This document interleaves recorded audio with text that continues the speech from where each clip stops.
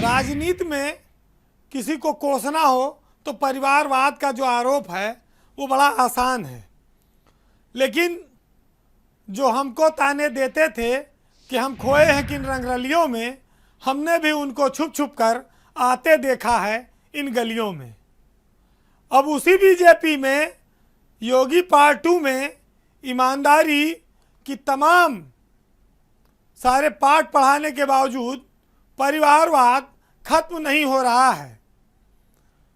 सरकार भ्रष्टाचार और परिवारवाद पर बेहद सख्त है, लेकिन मंत्रियों का दिल है कि वो मानता नहीं है।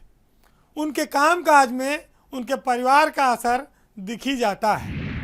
भाई, जिसके पिता, जिसके पति, जिसकी पत्नी, जिसके परिवार में कोई मंत्री पद पा जाता है तो उसके परिवार को भी इस बात का थोड़ा बहुत अधिकार हो जाता है कि वो सरकारी तंत्र के रौब दाब का थोड़ा बहुत इस्तेमाल कर ले, क्योंकि हमारे यहाँ कहा जाता है कि चाचा हमारे विधायक हैं। तो जहाँ तो पिताजी और पत्नी सब अगर मंत्री हो तो विधायक से तो बड़ा ओहदा है, फिर क्या कहने। जलवों में कोई कमी नहीं आनी चाहिए। बात आज ऐसी ही एक परिवारवाद की जुड़ी हुई, जहाँ मंत्री की जगह उनके पति निरीक्षण करते हैं और रजिस्टर चेक करते हैं। लेकिन उससे पहले भी एक घटना पर आते हैं, जब मछली विभाग के मंत्री संजय निषाद की जगह उनके बेटे परवीण निषाद निरीक्षण करके चर्चा में आए थे। परवीण निषाद जो सांसद हैं बीजेपी के, उनके पिता इस समय प्रदेश सरकार में मत्स्य विभाग के मंत्री हैं संजय निषाद। परवीण पीलीभीत गए थे, वहाँ उन्होंने मत्स्य विभाग का निरीक्षण कर डाला, जिसके बाद बड़ी किरकिरी हुई सरकार की और निषाद जी की भी हुई।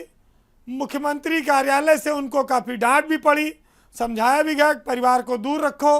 मुख्यमंत्री के भी बयान आए कि कोई भी मंत्री का परिवार सरकारी कामकाज में कहीं दिखाई न पड़े, हस्तक्षेप न करे, नहीं तो खैर नहीं है। फिर अब एक ताज़ा मामला आ गया कन्नौज में। कानपुर देहात से राज्य मंत्री हैं महिला कल्याण विभाग की प्रतिभा शुक्ला, और उनके पति हैं अनिल शुक्ला वारसी, वो भी सांसद रहे हैं। गए थे दोनों लोग कन्नौज में निरीक्षण करने, तो मंत्री जी के साथ मंत्री के पति भी निरीक्षण करने लगे। उन्होंने वहाँ रजिस्टर चेक किया, अभिलेखों की पड़ताल की, और यहाँ तक कि मंत्री से जो सवाल पत्रकार पूछ रहे थे उसका जवाब भी मंत्री पति ही दे रहे थे। योगी सरकार इन चीज़ों पर बैन करती है।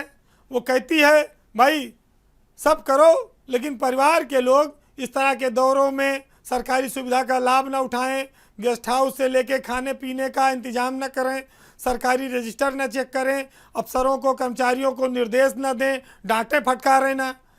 लेकिन कुछ न कुछ कांड हो ही जाता है।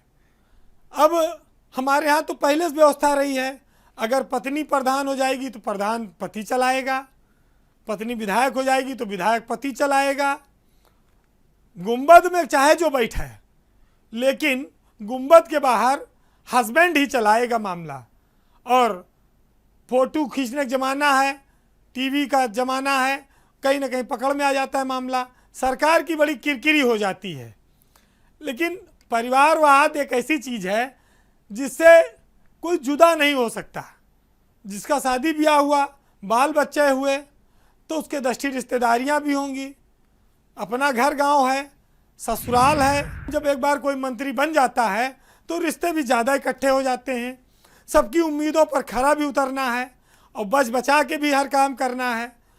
तो जो तकनीकी समस्या है मंत्रियों के सामने, वो सरकार के नियम कानून के दायरे में फिट नहीं बैठती।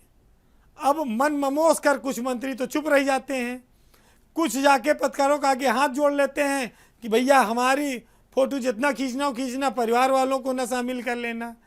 तमाम सारी विचित्रताएं हैं और सेटिंग हैं, इन सब का आप आनंद लीजिए। परिवारवाद एक सत्य है, यथार्थ है।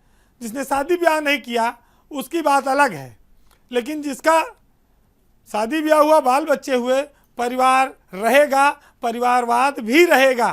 अब इस सब में सरकारी तंत्र के साथ उसको सामंजस्य बिठाने की कला ही शायद आज के सियासत की ज़रूरत है।